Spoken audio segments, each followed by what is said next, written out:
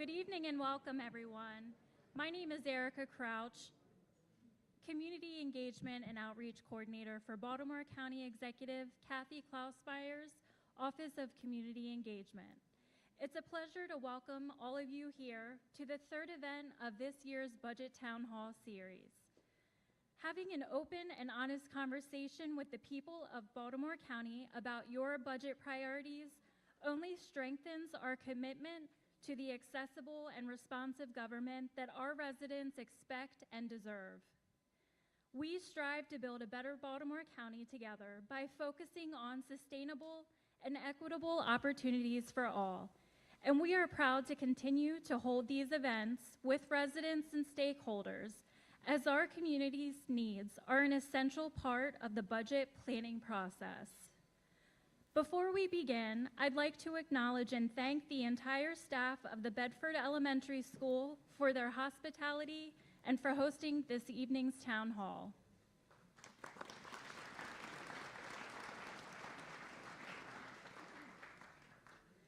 Tonight, we begin our fiscal year 2026 budget discussions here in District 2, hosted by your County Executive, Kathy Klausmeier, and your Councilman, Izzy Patoka. We will start off the evening with a few words from Councilman Patoka, a welcome from County Executive Klausmeier, along with a few words about projects in District 2, and a budget presentation from Kevin Reed, Director of Baltimore County's Office of Budget and Finance. After Director Reed's presentation, residents and stakeholders will have an opportunity to share their budget-related priorities with an allotted time of 90 seconds at the microphone here in the front. The county executive, department heads, and councilmen will listen to your requests, concerns, and ideas. If you share a concern or issue that needs further attention, we will have a coordinator from our Office of Community Engagement or designated department representative follow up with you. Tonight's town hall will conclude at 8 p.m. sharp. Those who are unable to provide their testimony tonight in person may submit their request for consideration by emailing townhall@baltimorecountymd.gov. If you have come with a group, we kindly ask that you designate one spokesperson to share your group's budget priority.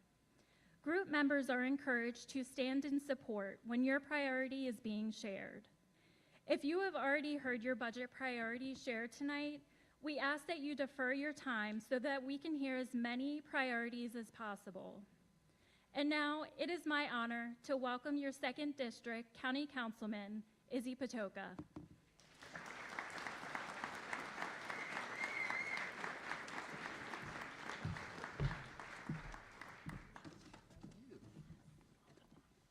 Hello, everybody.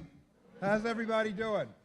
Let's give Erica a hand. She's doing a great job.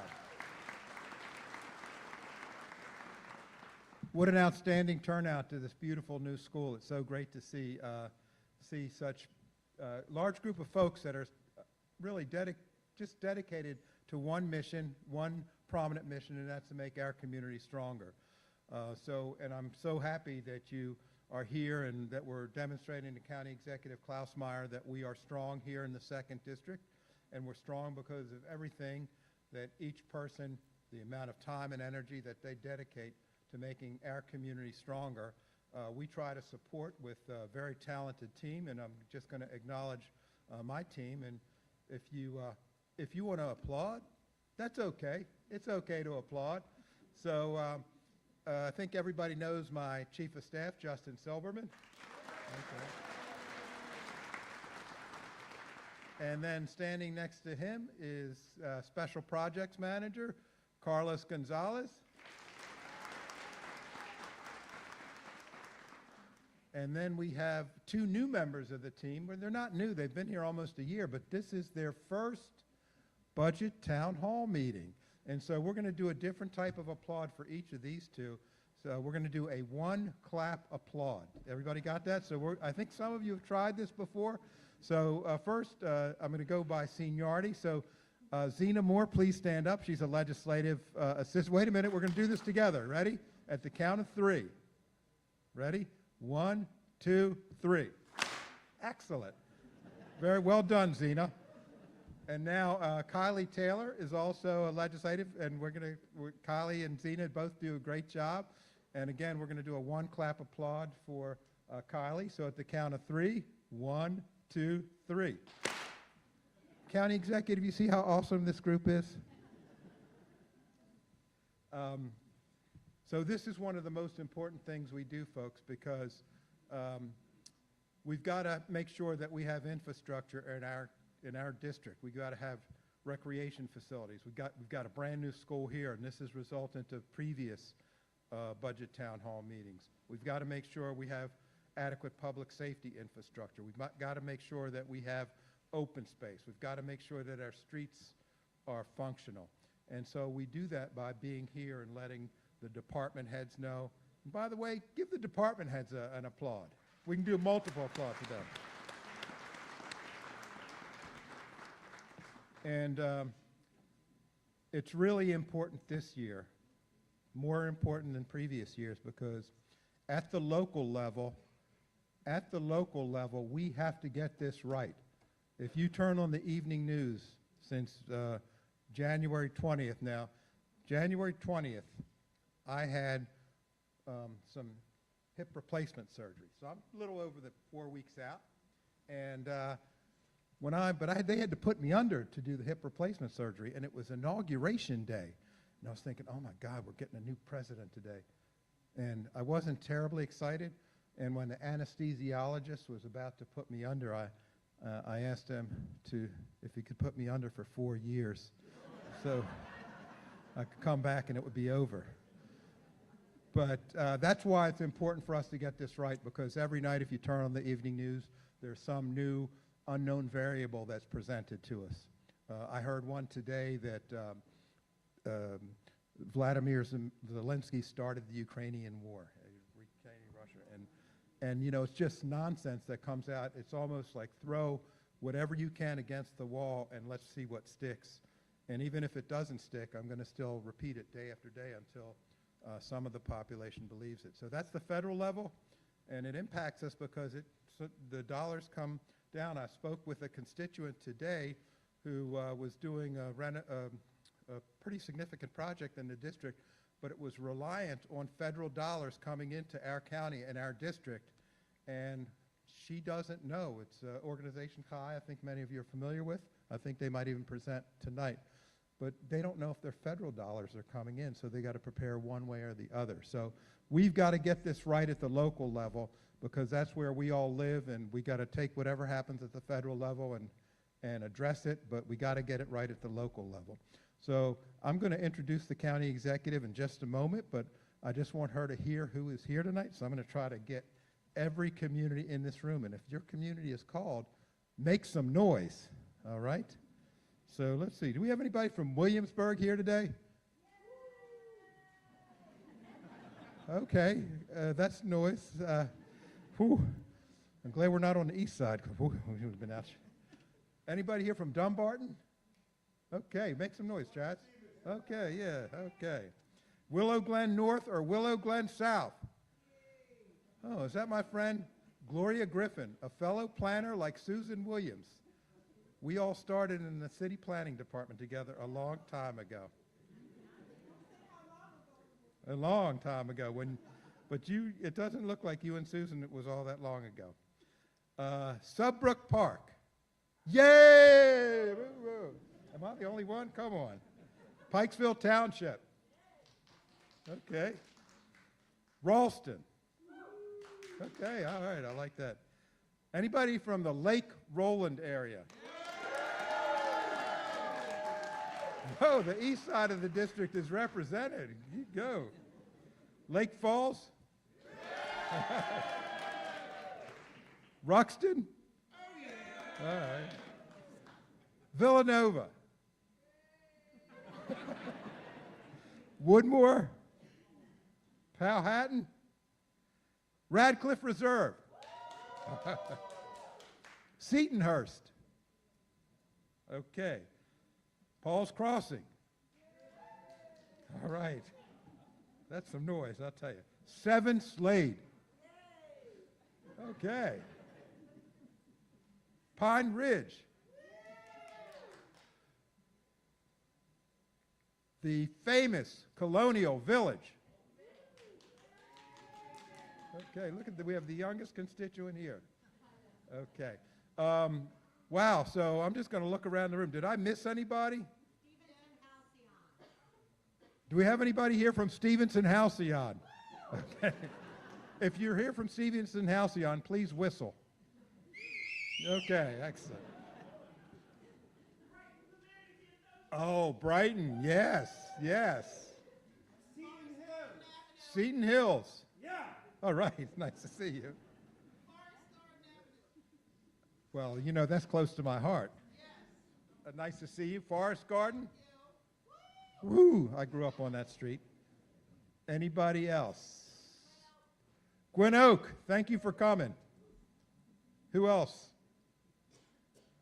Okay, well, that's the rundown.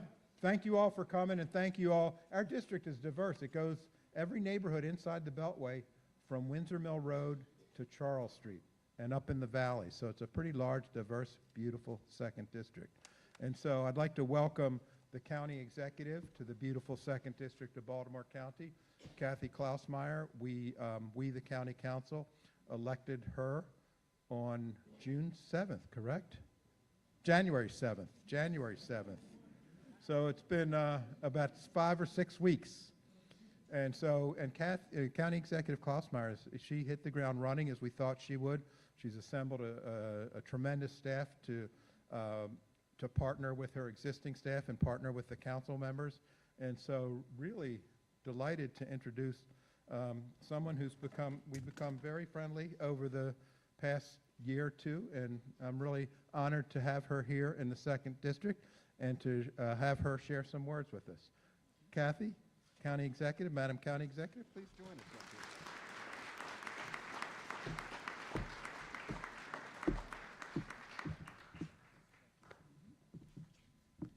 Well, before you get off stage, I just want to say there's 2 things. You might have gotten a lot of claps for a lot of things, but I'm going to get the biggest one. How many people are from Baltimore County? Very good. And let's hear it for your councilman. Okay, we got it. And he is a great councilman, and I am very fortunate because I have 6 other councilmen, and I am just delighted working with each and every one of them. And someone said Councilman Pat Young might be here. I don't know. I guess he's not. Maybe it was someone that looked like him. But anyway. Okay. Oh, he's in the hallway? Yep. Oh, I guess he's in the hallway. That's incognito. Oh, okay. All right. Make a good tag team. Yeah. All right, I have to put these glasses on, you know, I don't want 2 glasses on tonight. So, good evening, everyone. And thank you so much for joining us. It's great to be here with Councilman Izzy Patoka, who continues to be a great partner on the county council. We're very lucky to have him, and you all are very lucky to have him. I also want to thank Bedford Elementary School. What a beautiful new school. I'm jealous, because I'm from another part of the county, so I'm going to put my bid in and say it's so beautiful. Well, I'm grateful that you're allowing us to use the school and this space, but I'm proud to be joined by our administrative officer, DeAndrea Walker. She's right over here. As well as our county departments, almost all of whom are represented by the director or deputy, and most of all, every one of you who have made the trip to be here this evening. You didn't have to worry about that snow we were all thinking about. Of course, it was 6 o'clock. It was 5:45, and I said to my husband, according to my phone, it's going to snow. He said, well, the sun's out. I don't know how that's going to work. So anyway, But I would like all of our department, the directors and deputies all stand up and give them a hand because they work very hard. And I thank them every day that, you know, and I pray for them every day too because there's a lot of work to be done in our county.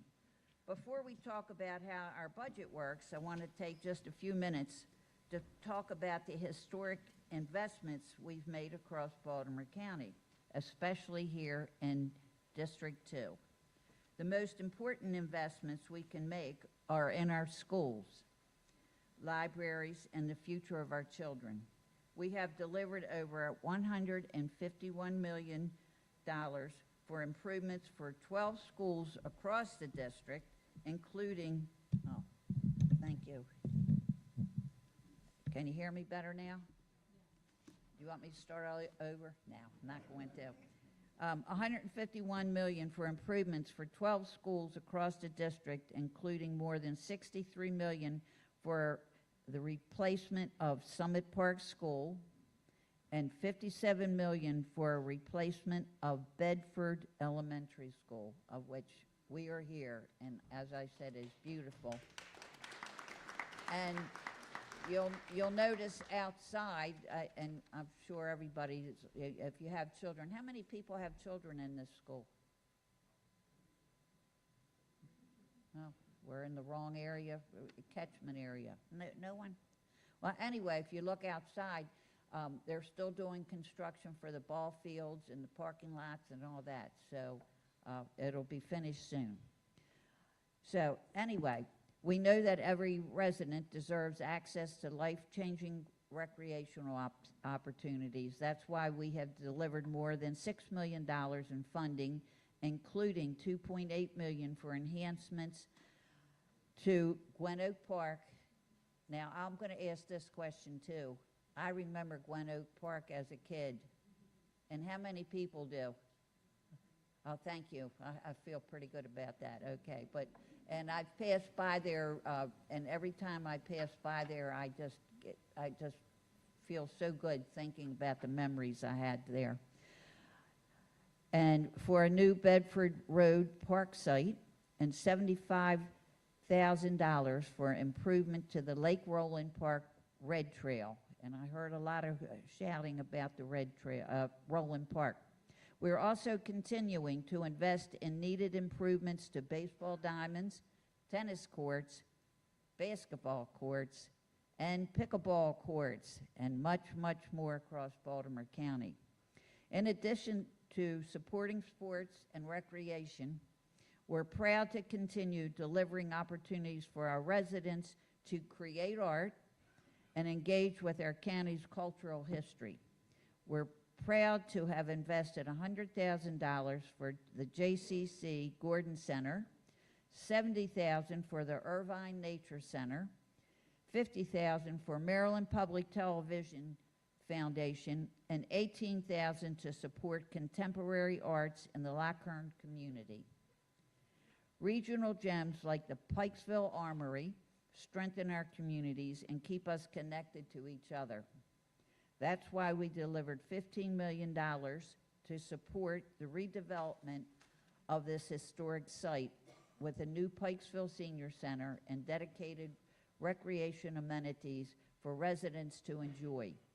We're grateful for our continuing partnership with Pikesville Armory Foundation, and we look forward to fully reimagining this important community hub in the years ahead. And I might have to say, before I got to be county executive, Councilman Patoka said, you know what, one of the most important things is, and he was telling me all about the armory. And I'm looking forward to taking a trip over there and seeing how it's coming along. These are just a few of the amazing investments that we are making in District 2 and across our county. However, we are entering in what I said is the word of the year, uncertain and an uncertain budget season with looming cuts at the state level and a new federal administration. This uncertainty means that we're facing challenges to continue funding ongoing programs and new initiatives. We're proud of what we've delivered, but we want to continue painting a realistic picture of the challenges we're facing and the difficult decisions we will need to make. We are committed to working with all of our partners, our department directors and leaders like Councilman Patoka, to present a balanced budget and continue investing in our county's future. And guess what? And let's pray for our country. With that, I'd like to welcome Director Kevin Reed from the Office of Budget and Finance to show us how we build our budget. And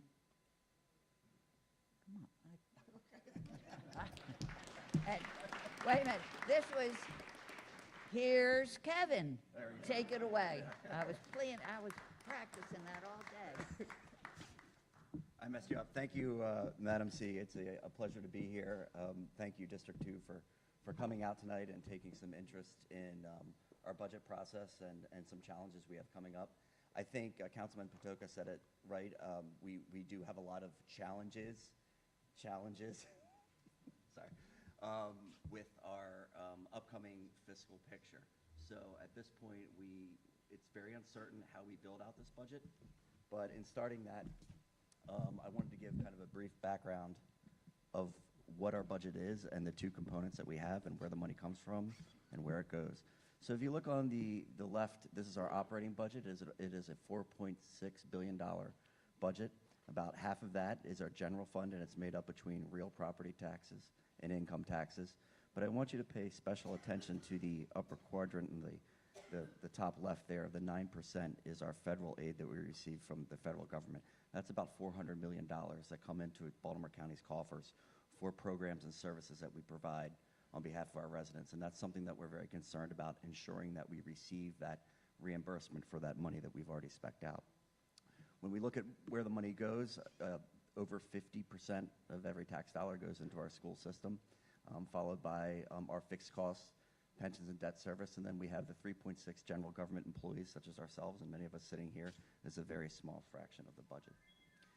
When we look at our capital budget, it is a $3.13 billion six-year outlay in capital program. If we look at the revenue that comes into our capital budget, about half of it is financed from the water and sewer charges that we all pay as residents into the Metropolitan District Financing Fund.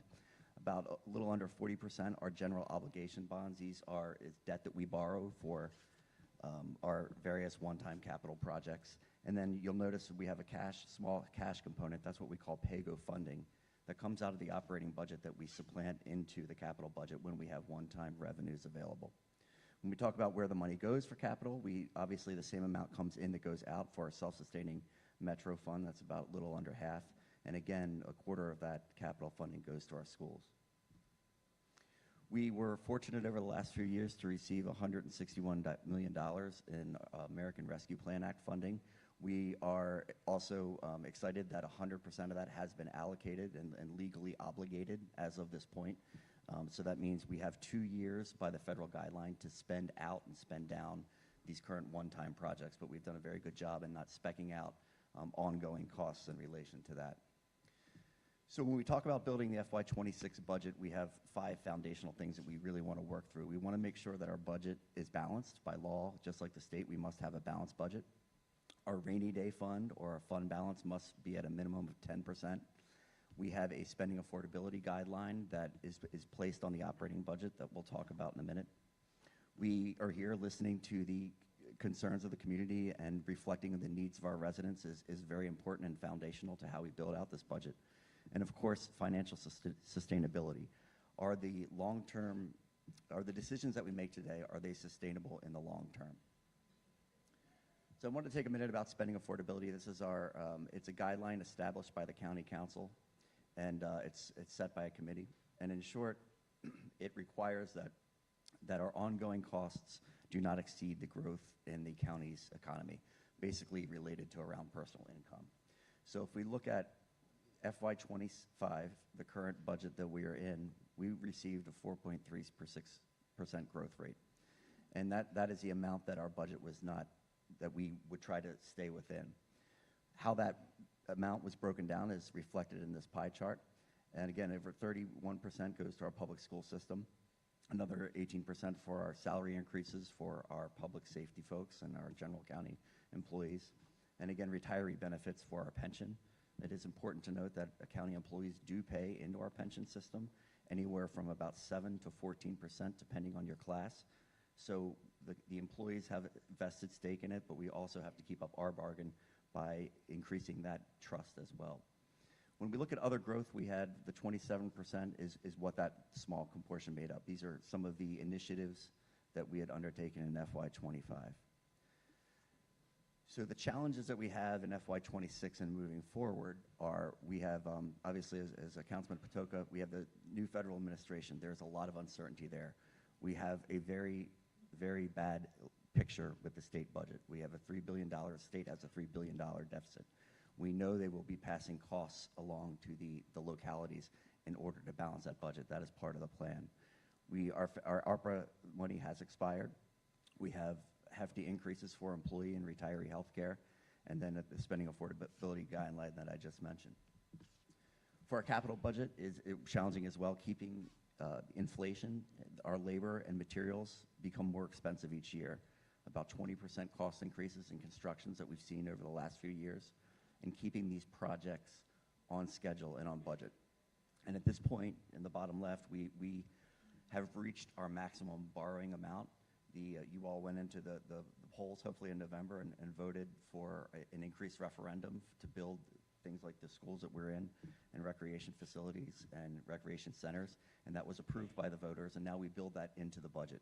But at this point, you will probably not see further increases in that.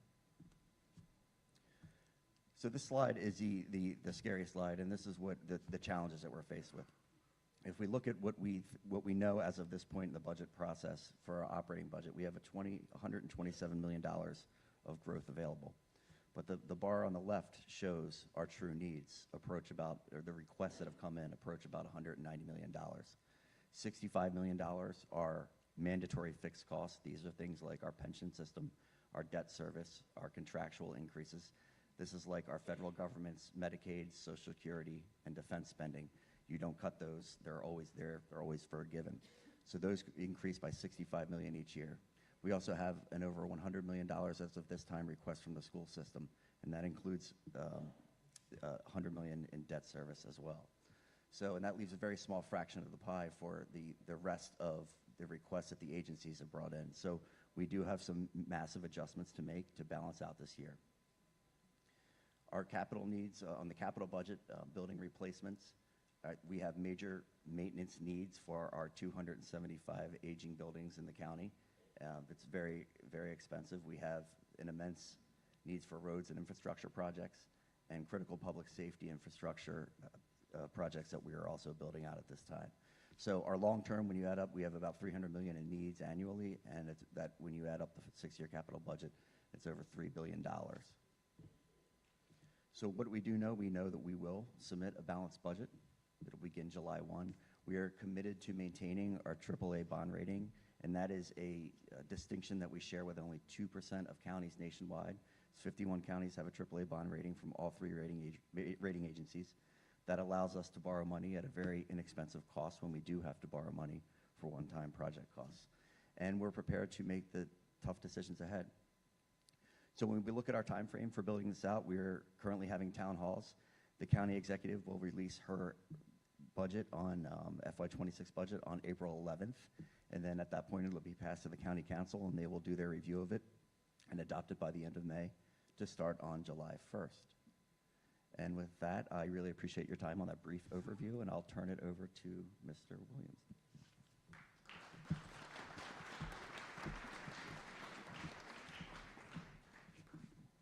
Thank you, County Executive Klausmeier and Director Reed. It is now time for you to share your budget priorities with the County Executive. Each person will have 90 seconds to speak. If you are here with the group, only one member of the group should speak. Other members are welcome to stand and show support. If you have heard your priority presented, please defer to others who have not had an opportunity to speak. The town hall will end at exactly 8:00 p.m. If you do not have the opportunity to speak, you may email your statement to the county executive at townhall@baltimorecounty.gov. Thank you. Thank you. Hi, good evening. I'm Kathleen Resnick, president of the Pikesville Volunteer Fire Company and a proud member of the company for 34 years. Baltimore County is the third largest jurisdiction in the state of Maryland, and the Baltimore County Fire Department has 54 stations, and more than half of those are operated by volunteers. The volunteers save Baltimore County over $60 million per year. Despite these savings, the Baltimore County Fire Department annual operating budget is significantly less than our neighboring fire and EMS departments, who, mind you, are much smaller jurisdictions. Looking at the FY25 operating budget, the Baltimore County Fire Department is 8th down the list of appropriations and only received 4.7% of the monies allocated. Again, much less than our surrounding jurisdiction. The volunteers save the county money, but our services aren't free, and the money has to come from somewhere. The pancake breakfast of the old days don't cover the cost that is needed to keep a volunteer fire company running. We require significant support from Baltimore County. Current available resources are inadequate. We have a fire rescue academy that is undersized and under-equipped to meet the basic training demands. We must travel to our neighboring jurisdictions to use their facilities to ensure we are up to date on our training. As everyone knows, the prices of everything have risen, but our budget has not increased at a rate that can let the volunteers remain relevant. At the Pikesville Volunteer Fire Company, we need to replace our 23-year-old tower ladder truck. If you look outside, that's the truck with the bucket on the end, and you may have just seen it in the news. It was an integral part of rescuing a father and young son who fell through the ice at the cemetery pond.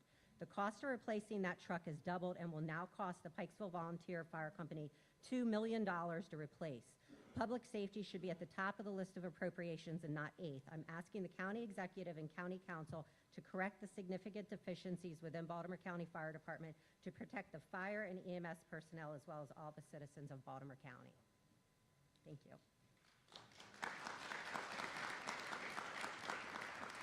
Good evening.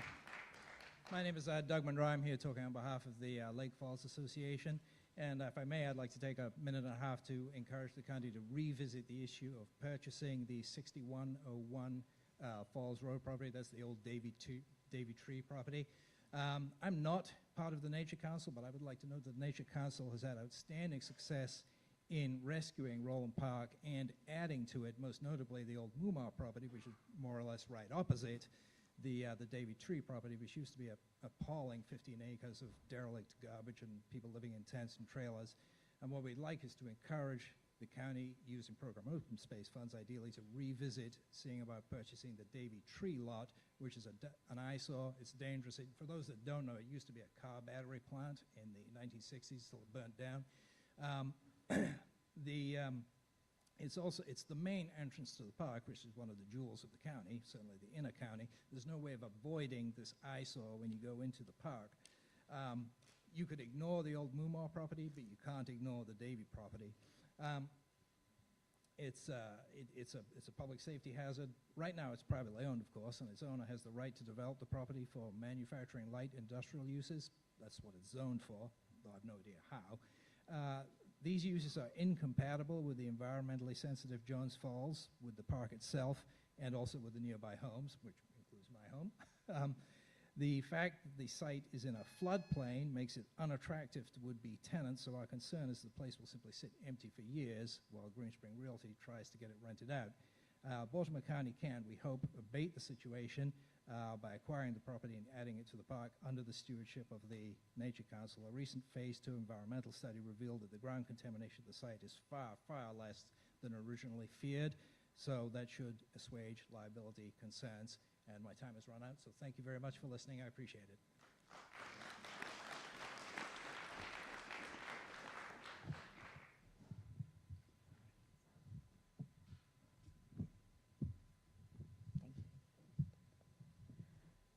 Good evening, County Executive Klausmeier, Councilman Patoka, and all the Baltimore County team. My name is Kristen Zeminski. I wear many hats. I am Director of Operations at the Pikesville Armory. I'm a partner with Pikesville Downtown Partnership, and president of my community association at Colonial Village.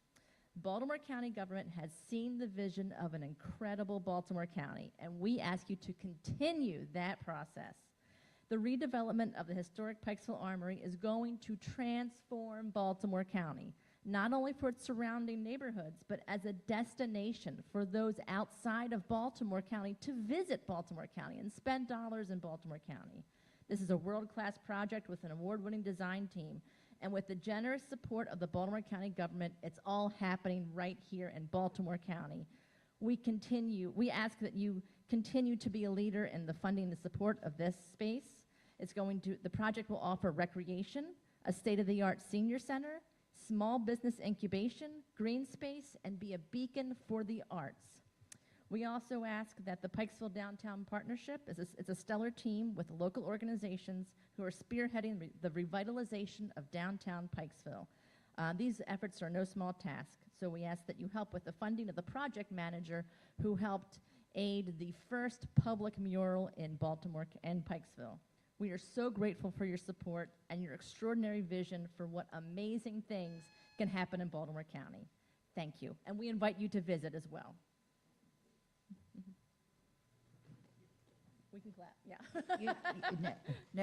You asked about you just said about the mural, and is that who is doing the mural? I mean, is it through Baltimore County, there was a revitalization plan to revitalize downtown Pikesville, and you guys were the partners in that, and we got the first public mural through a public process, and it's a gorgeous mural right on Reisterstown Road. Okay, I look forward to seeing it. Yes, So and we'll be in touch about inviting you to the. And we're never too young to learn about politics and what we're doing here. Okay, thank you. Thank you so much. Thank you. And the Armory, I can attest, is a phenomenal project. My name is Jeffrey Budnitz. I'm speaking in my capacity as an executive board member and founding board member of the Lake Roland Nature Council, and as a board member of the Ruxton Riderwood Lake Roland Improvement Association. I just wanted to take a moment to compliment the work of DPWT, DEPS, and property management in particular. I work with them on a regular basis, and they do a great job, and I want to extend my heartfelt thanks. I also wanted to extend my thanks to you, County Exec, to Kevin Reed, and to DeAndrea Walker, because based on what I do professionally, I'm very empathetic of what you're dealing with the fiscal matters of this current cycle. Regarding my ask, now that I've heard we have no money, that the Department of Recreation and Parks be provided with the resources and human capital needed to be successful with their current reimagining initiative. That resources be provided to DEPS and DPWT to proactively address flooding and flood prevention in communities, including proactively keeping waterways clear of debris to prevent flooding, a request that was made last year as well. For those that are interested in the Davy Tree, you're already standing, that program open space be requested for the acquisition of 6101 Falls Road, known as the Davy Tree property, for the acquired parcel to be added to Lake Roland. This acquisition was suggested 16 years ago and is in two prior adopted Ruxton Riderwood Lake Roland area community plans. My last comment, and I word this in an effort to be very thoughtful, that the Bureau of Solid Waste reconsider the elimination of free landfill authorizations for home renovation and construction projects. I respect the decision as part of the Bureau's ongoing effort to manage resources effectively, but I'm very concerned the consequences will be an increase of illegal dumping in our communities, a matter that volunteers and DPWT will have to address. My recollection was the fees were waived years ago in an effort to reduce illegal dumping. Thank you.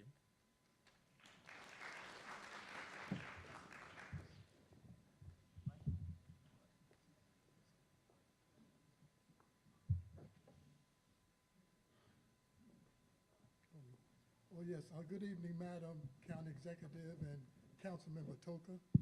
Before I continue, would all the veterans please stand, and if you can, and remain standing for my presentation. My name is George White, and Councilman Patoka appointed me in 2023 to represent the district on the Baltimore County Commission on Veterans Affairs, which I am honored to hold the position as vice chair. As you know, our county has the third largest veteran population in Maryland, with over 42,000 veterans calling Baltimore County home. Our commission's mission is to advocate for those veterans and their families and connect them with resources through education and outreach. Since the commission restarted in 2023, we have assisted scores of veterans in that endeavor.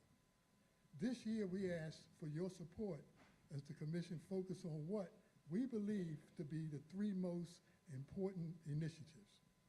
One, continue support of our crisis intercept map implementation, which helps our governmental and external partners support veterans in crisis. Two, continue funding for the now third annual Veterans Day celebration and resource fair at Towson University, as well as a small stipend to help with out-of-pocket costs. Three, for the Veterans Treatment Court, which will help our veterans community suffering from PTSD, TBIs, and more navigate the legal system and emphasis on treatment. I thank you for your time. George. Thank you, George. George has been an outstanding appointment representing our district at the Commission on Veterans Affairs. So let's give George another hand. Thank you. I always say to God be the glory. Absolutely. I realized that I neglected to introduce a former staff member who now works for the county executive, Ashley Wallington, but she got her start in the 2nd District team. Ashley, raise your hand. Let's give Ashley a full. And is Kylan Jackson here? Our intern? Okay. When Kylan comes back from the bathroom, let's not embarrass him and say anything, but we're going to call him out and have him raise his hand. We'll give him an applaud. Good evening. My name is Matthew McClone. I'm the president of the Rucks and Riderwood Lake Roland Area Improvement Association, and we represent about 4,000 households and have just under 1,000 dues-paying members. And I have a rather unusual request. I asked the county executive and county council to not fund something. The Planning Division of the Department of Public Works and Transportation recently finished a feasibility study on connecting the Jones Falls Trail in Baltimore City with the Torrey Brown NCR Trail in Ashland. This study recommended an alignment for the paved ADA accessible bike and pedestrian path that would run along Roland Run from Joppa Road south to Lake Roland Park. Our community opposed this alignment as it would irreparably damage an environmentally sensitive wetlands along the Roland Run, would eliminate a broad swath of wooded cover for the stream, and be built in an area that is subject to regular flooding and that occurs with every significant rainfall event, and its construction could exacerbate that flooding. The study also makes no provision for trail access parking, which would result in additional parked vehicles in our narrow roads in our community. Our community is not opposed to connecting the Jones Falls Trail with the NCR Trail. On the contrary, we have supported a concept for many years and have endorsed an alternative alignment that runs through our community. This alignment has been put forth by the Lake Roland Nature Council to connect Lake Roland Red Trail to the Meadowwood Park, running along a former abandoned railroad bed. We had declared our support for this Meadowwood Trail route many years ago and included in our community plan, which has been approved by the County Council and is in the county's master plan. We would ask that the county executive fund no further design or engineering studies of the Roland Run alignment. Thank you. Just before you go, thank you for those comments. And didn't the Nature Council have an alternative alignment? Yes, that's the one we support. The Yes, Meadowwood, and I Meadowwood think we'd Trail. asked Public Works to take a look at that. Did we ever hear back from Public Works on the alternative alignment? Say that again, Jeff. Got incorporated in the published planning book as a comment, but what we need is something that we can get people behind to actually fund it, to make it a reality, and the current alignment is not that. Okay. So, Madam County Executive, what our request would be is to look at that alternative alignment. Now, our community would support broadly the alternative alignment to connect the trails. Hugely support.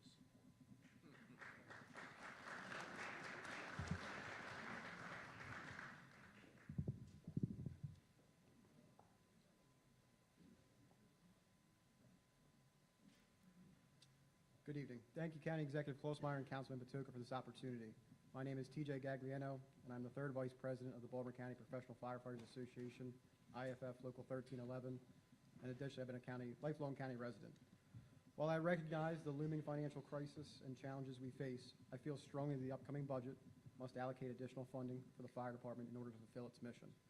The mission of the Baltimore County Fire Department is to provide the highest quality fire protection, emergency medical services, fire prevention, fire protection, safety education, community services, and mitigation of emergency and non-emergency incidents to the citizens of and visitors to Baltimore County.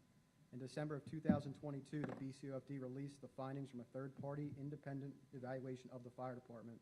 I highlight the following excerpts. Despite serving the largest jurisdiction in the Baltimore region, the BCOFD annual operating budget is significantly less by any measure than its neighboring fire EMS departments. Overall, the BCOFD lacks sufficient fiscal, physical, and human resources to accomplish its core mission. Additional funding is required to consistently meet national standards and, as importantly, the service level expectation of Baltimore County residents, businesses, and visitors. I understand these issues were inherited by this administration, and addressing them has a significant financial impact. However, if these issues remain unresolved, it seems inevitable that the BCOFD will eventually be unable to fulfill its mission. County Executive Klausmeier, Councilman Patoka, thank you again.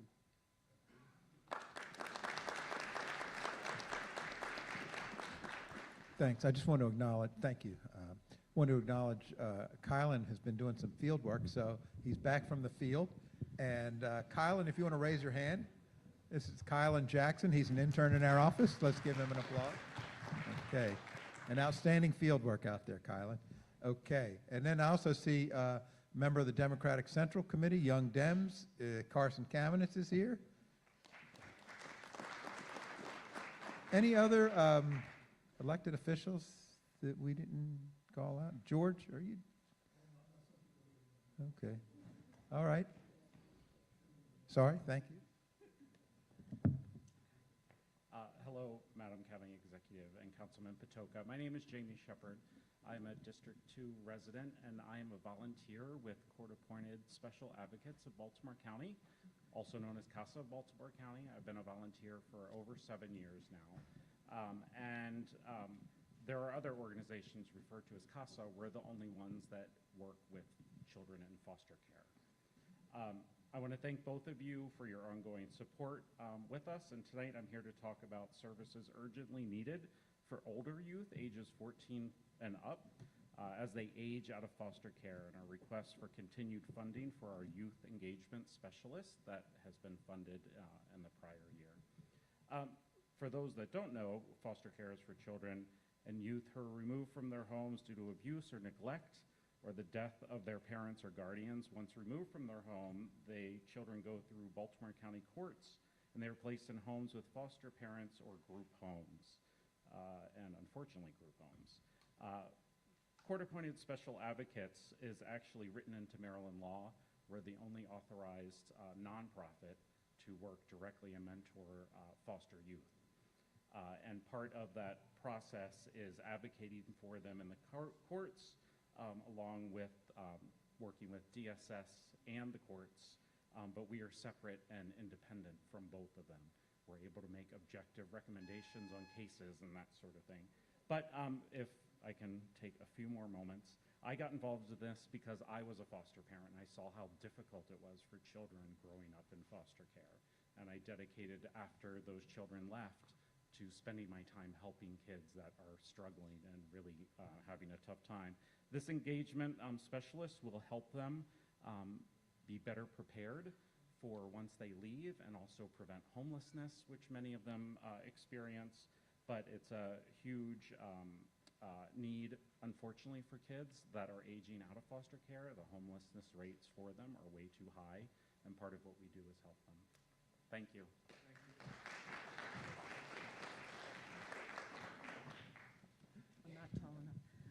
Good evening. My name is Susan Williams. I'm part of the cohort that worked with Izzy years and years ago. I am co-president of the Pine Ridge Association, which people who knew Howard know where the association is. I also work with the Pikesville Community Council and the Pikesville Improvement Corporation. For our capital requests, keeping in mind the budget, we are very concerned about sidewalks in the Pikesville area. Sudbrook Lane, Reisterstown Road to the bridge is in currently. We went through design comments. We want it to stay in for construction. We'd also like it to be on one side of the street. The proposal crosses halfway down Sudbrook. We don't think children should be crossing a street where there's no intersection. We are also working on Reisterstown Road, really focusing on the main core between Old Court Road and the Armory to make that better. We are working with SHA. We understand that that will be their capital, but as we progress, we would like the county's support. We would also like Stevenson Road added to the Baltimore County sidewalk. We have a significant Orthodox population that walks, and many streets that carry a lot of traffic. And if you are out on a Friday night or Saturday, you're really concerned somebody's going to get hit. So we've kind of prioritized our streets, so we're not asking for everything at once. And our last request is the Gwynns Falls Trail. We're very supportive of the trail that goes from Owens Mills down to the city line. And we happen to have a little section we think could be relatively cheap to do from the Old Court Metro Station, under the bridge and over to Sudbrook Road. It's flat. The government owns it. We think it could be done efficiently. Thank you very much for the opportunity to speak. Thank you, ma'am. If you wouldn't mind, you could loop up with Lauren Buckler, our director of DPWT, and she can take some of that information. Oh. Yeah, Okay. Susan sent a letter in. It's a very. Hi, I'm Michael Sonnenfeld. I'm on the board of the Land Preservation Trust. First, I'd like to thank Councilman Patoka for his support in our work on the NPRP. LPT's ask is that you keep in the capital budget 1% of the spending for program open space and ag land to fund the County Rural Legacy program at least $500,000 a year, to keep the URDL, the URDL, as it is and increase the parks within the URDL, to fund stream buffers and control of invasives, and to fund the office for the Baltimore County Land Trust Coalition at the Ag Center. Preserved land provides open space for recreation, a vibrant ag and equine industries and jobs, clean water and clean air, and reduced cost of government services by concentrating development, away from the open space. Open land is precious. Once it's gone forever. Thank you. Thank you, Michael. Michael, did you go to McGill? I did. I see. In Montreal? Yeah. Okay, they're my son's arch rival.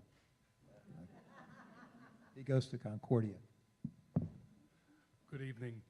I'm Tom Feckett, president of the newly formed Pikesville Improvement Corporation. We have previously testified at budget meetings as well as the capital review last October. We would like to, first of all, express our full support for funding the Pikesville Armory project, as it is the linchpin in revitalizing Pikesville. We are working with the Department of Economic Development in evaluating the feasibility of a multi-use development project paralleling Reisterstown Road north of the library that we have called the Promenade. We request your support for preliminary engineering studies for this project. We request your support of our signature annual event, the Art is Alive exhibit and fair in Pikesville. Frankly, Reisterstown Road is in sad shape. We've been working with SHA on long-term improvements that are currently on hold. Nonetheless, there is an urgency about sidewalk improvements, including previously allocated funds for planter repairs, as well as critical improvements to ensure that crosswalks are ADA compliant.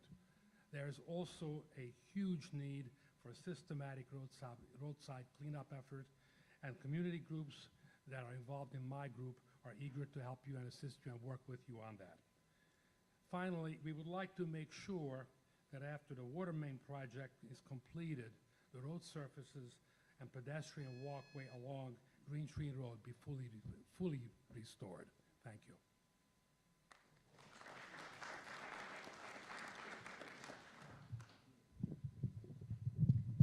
Good evening. Good evening, County Executive and County Councilman. My name is Lucia Islas, and I am the president of Comité Latino. I urge you to fully fund services and programs for immigrants including our diversity, equity, and inclusion programs across Baltimore County government, our school systems and libraries. These programs are life-saving for our neighbors and life-saving for our spaces. And create spaces for all our community members to thrive. Supporting immigrants and diverse communities fosters stronger, more inclusive communities where all residents have equitable access to opportunities and resources. Investing in these communities helps address systemic disparities in areas like education, healthcare, and employment, leading to economic growth and improved social cohesion. Our tax dollars should fund programs and create policies that reflect the diversity needs of our community, ensuring fair representation and participation. Moreover, inclusive communities attract businesses and talent, driving innovation and long-term sustainability.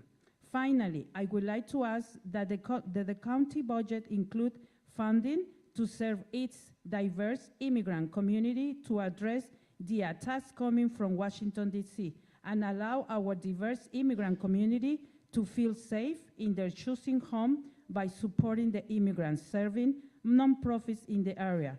For far too long, these organizations have not received adequate county despite serving our neighbors. Thank you so much. Thank you. You can count on my support. Buenas noches, mi nombre es Carlos Crespo. Good evening, my name is Carlos Crespo. Yo soy uno de los miles hispanos que vivimos aquí en Baltimore. I am one of the many thousands of Latinos that live in Baltimore County. Y como ustedes, también nosotros pagamos impuestos. And like you, we also pay taxes. Y yo no quiero que mis impuestos lo lleven a deportar a nuestra comunidad. And I do not want our taxes to be used to deport our community. Como padre que tengo una niña con discapacidad, ese dinero me gustaría que se usara para contratar más personas profesionales para que les den ayuda a los niños. As a parent with a disabled child, I would like those tax dollars to be invested to support programs that support children like my daughter. Darle un mejor sueldo a los maestros, poder ayudar a los bomberos. Invest in better salaries for our educators. Invest in salaries for our firefighters and police. A los militares, que muchas de las veces ellos tienen necesidad porque vienen de una guerra y no encuentran una solución cómo sobrevivir a un país que fueron a una guerra. Invest in our veterans who have sacrificed everything for our country and go and fight wars and come back and often lack the services they need. Y sí quiero decirles una vez más que nosotros no vivimos del sistema, venimos a contribuir a este gran país y pagamos impuestos como ustedes. No tendremos beneficios, pero sí pagamos nuestros impuestos y que Dios bendiga a los Estados Unidos. And I want to say one more time, like you, I pay taxes. Our community is here to prosper, to support, to contribute, and to work. We do not live off the system. We want to help and contribute. God bless the United States.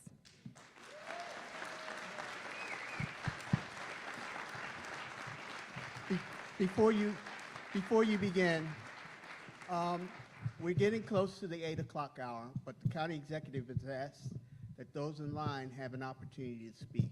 But please keep your remarks as brief as possible. Thank you very much. Good evening. My name is Joelle Bielski, and I'm the Director of Staff Relations in BCPS. This is my 31st year in BCPS. I'm here to speak on the importance of funding the proposed fiscal year 26 budget. We are in unprecedented and uncertain times in education, and shifts at the federal level are only adding to this uncertainty. School systems across the nation are having an increasingly difficult time recruiting and retaining educators. I have worked for 6 superintendents during my career and have never seen a superintendent invest as much time and effort scrutinizing the allocation of funding and resources. Dr. Rogers is deeply involved in the budget process, strategically looking at ways to reduce expenditures, maximize efficiencies, and move funds closer to schools.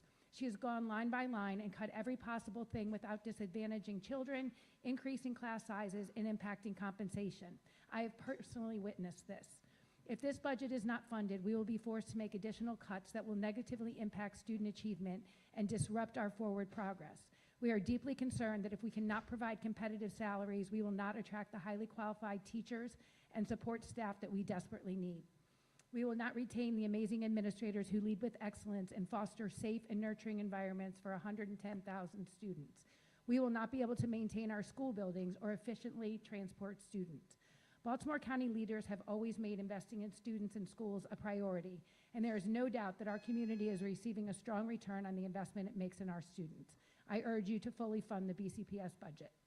Thank you. Good evening. I'm Beth Reingold, President of the Greater Baltimore Chamber of Commerce.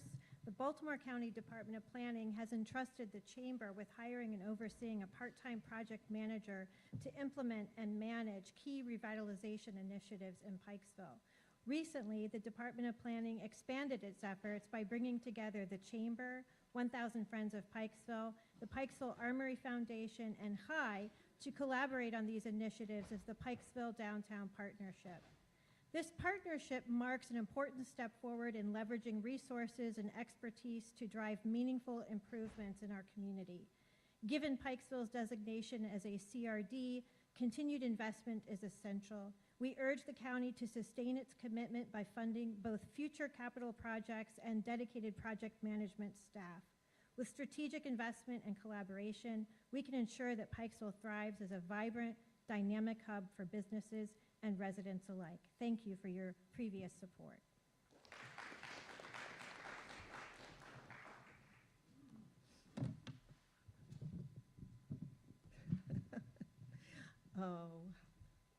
Good evening and welcome to County Executive Klausmeier and County Councilman Patoka and all of your staff, and welcome to the beautiful 2nd District. My name is Ruth Goldstein and I'm president of 1,000 Friends of Pikesville, Inc. We maintain a Facebook group of over 1,000 members and serve as the largest community forum for Pikesville residents. We are one of the founding members of the new Pikesville Downtown Partnership, working with the Department of Planning to implement Pikesville revitalization. 1,000 Friends of Pikesville was the fiscal sponsor for Pikesville's first publicly funded mural last year, as Kristen referred to, and we will be filling that role again this year. For 2026, we're requesting that the same amount that was awarded this year be continued for a 3rd mural, and that was roughly $41,000. We are also asking, this is my only other point, so I hope you'll allow me to finish quickly. We are asking the county to address 600 Reisterstown Road, the blighted building sitting at Pikesville's southern gateway on the corner of Slade Avenue, overlooking the Pikesville Armory. This building has been evacuated on more than one occasion because of serious structural defects, and the decorative facade was removed years ago because of danger to pedestrians from falling debris. The property owner has had years to address these issues, and the building remains an eyesore and a hazard. 1,000 Friends would like to work with the county to find an equitable solution that moves Pikesville forward. Thank you, Ruth. Thank you. So there's Director Gutwald. Could you, if you don't mind, County Executive, if I could ask Director Gutwald to dig into that one, because I think there's an outstanding permit application on allowing him to expose the outside of that building.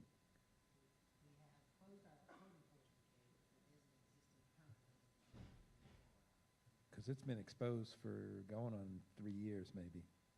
Okay. Thank you, Ruth. Good evening. My name is Liz Davis. I am a daughter of an immigrant. I heard a lovely speech earlier. I just wanted to encourage you to take the budget, any capital renovations, and find green ways with our renovations within the county, within Pikesville. I know, Izzy, you and I have talked on the side about this, but I just want to emphasize anywhere we could put solar panels, or if we could form partnerships with, Neighborhood Sun or other solar farms, that type of thing. As you know, government renovations are done here in Baltimore County, perhaps we can help businesses or other community members with creating our own county solar farm on our buildings. I know that CCBC has solar out there. I know IKEA has solar. Again, if we can't put it on the building, if we could partner with other solar programs. I know a lot of us have seen an increase in energy bills, so just want to make sure that's on your radar. And then also, I don't know if you heard that the governor in Pennsylvania is suing the federal administration for freezing funds. I hope our state governor takes action and that we do whatever we can to ensure that whatever's been approved by Congress actually gets executed in the future fiscal plans. So I'm thankful that you're thinking beyond just today and thinking about the future. I want to encourage you to continue advocating for us, and thank you for your service. Hi, my name is Maureen Tesoro. I represent Ruxton, Riderwood, Lake Roland Area Improvement Association. I'm here to advocate for funding a crosswalk across Charles Street at Stevenson Lane with a sidewalk added so people can walk north to Woodbrook Lane where there's a pedestrian entrance to Lake Roland Park. This project has been part of our community plan for several planning cycles. It was mandated by the County Planning Department in order for our community plan to be adopted. At the March 2023 County Planning Board meeting and public hearing, $500,000 were put into the Planning Board budget request for a crosswalk at that location, and it has the ongoing support of our association as well as Rogers Forge Community Association, as it provides walkable access to the park for many residents in the area. In the 2023 budget hall town halls, many residents spoke and asked for this project to be funded, and there is support from Councilman Ertel and Representative Forbes. We're here again to make the same request, a crosswalk from District 6 into District 2. Thank you. Thank you. It's a super idea. So that's a state highway, and so have you reached out to District 11 representatives? Well, my team will be happy to work with you on that. There's our Director of Public Works and Transportation, Lauren Buckler. Good evening. My name is Allison Myers. I'm the Executive Director for Special Education for Baltimore County Public Schools. I'm here tonight to ask you to prioritize funding for Baltimore County Public Schools, and specifically the special education services we provide as you face difficult budget decisions. The resources allocated to students with disabilities are essential to meeting federal and state mandates, and more importantly, meeting the needs of a growing special education population. Currently, nearly 16,000 students receive special education services. Dr. Rogers has made special education a priority within BCPS. This intentional centering of special education as part of our system improvement efforts has led to increased achievement for all students. We are making systemic gains, and funding of special education is critical to ensuring continued progress. Under the leadership of Dr. Rogers, with record support from county government, Baltimore County Public Schools was able to provide IEP facilitators in all elementary schools, expand early childhood access for our youngest learners, and add additional special educators to support the increased needs of our students. The proposed FY26 budget prioritizes funding for special education, specifically non-public expenses, critical related services such as speech and occupational therapy, as well as special educators for our transition programs. These funds reflect the actual expenses of the school system and are therefore critical to ensuring the provision of legally mandated services to our students. We are finally in a place where we are seeing progress for our students receiving special education services, and the funding included in the superintendent's proposed budget is essential to sustaining ongoing progress and compliance. Thank you. Good evening. My name is Inez Houston. I'm here representing the Brighton Community Association, and I'm here trying to get some help in resurfacing our streets and to have some curbs and sidewalks placed in. Our community is very old. We do not have a sustainable drainage system to prevent the rainwater from eroding our properties and our driveways. Myself and along with other neighbors have done DIY projects to help build up the land so that the water can run down and stop puddling in our areas. It is also unsafe for seniors. I like going out walking, but the streets are so uneven because of the gravel, the blacktop, and the gravel, the water has just eroded everything away. And then we have our teenagers who just got their driver license and newcomers to the community that think it's okay to ride through the community at 90 miles an hour. So we need some traffic calming devices put in as well to slow them up as they come by. Between seniors, hot riders, and poor sidewalks that have not been updated, you know, I've been there 30 years, and there are no curbs, no signage, no kind of way. And I also like to have a community building there so that we can have our meetings and we have our meetings and to pass information over to the people that can't come out. Okay, thank you. But if you would like Ms. Inez. to go over and speak to our Hey, Ms. Lauren Inez, Buckler. which streets exactly? Well, we cover from Patterson Avenue, Wabash, down to Spring Avenue. Because I know Brighton's in pretty bad shape. It is. And there's Yeah, no I sent curb and pictures- gutter, yeah. I sent pictures into you, Yeah. like last year. Thank you. Hi, my name is Susan Bollinger, and I'm president of the Baltimore County Volunteer Firefighters Association. I know you've heard a lot from the fire service tonight, but I want to talk about two issues that are very near and dear to our hearts. In the last 5 years, the number of emergency medical service calls in Baltimore County has increased by 23%, but there has only been a 6% increase in EMS funding. In fact, the EMS funding in the volunteer operating budget is less than it was in 2015 when we signed the agreements to participate in EMS billing. This system is broken and it needs to be fixed immediately. We also have capital budget issues as we have not added any money to our loan fund in 7 years, while the cost of our apparatus has doubled. Even with increasing the life expectancy of our units by 5 years, we now have 8 units that are past that life and would cost $10 million to replace today. And we have to replace 4 EMS units a year in order to keep them on a rotating schedule. We are only allotted $1 million, and it costs $2.2 million to do this. We need to have capital money added. Thank you.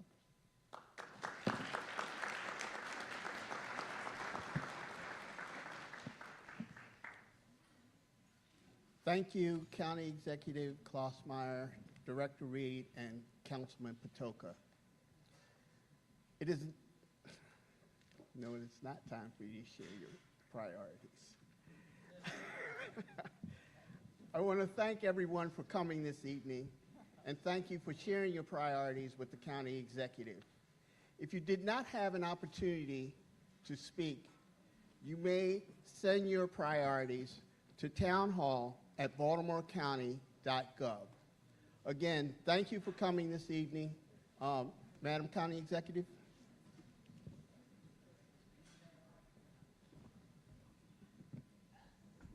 Councilman Patoka and myself want to thank everyone for coming out and telling us all about, and it's more so for me than it is for him, because everybody would come up and he'd go, I know that one, I know that one. So thank you all for coming out. I appreciate it. We appreciate it. Baltimore County appreciates it. Thank you, County Executive.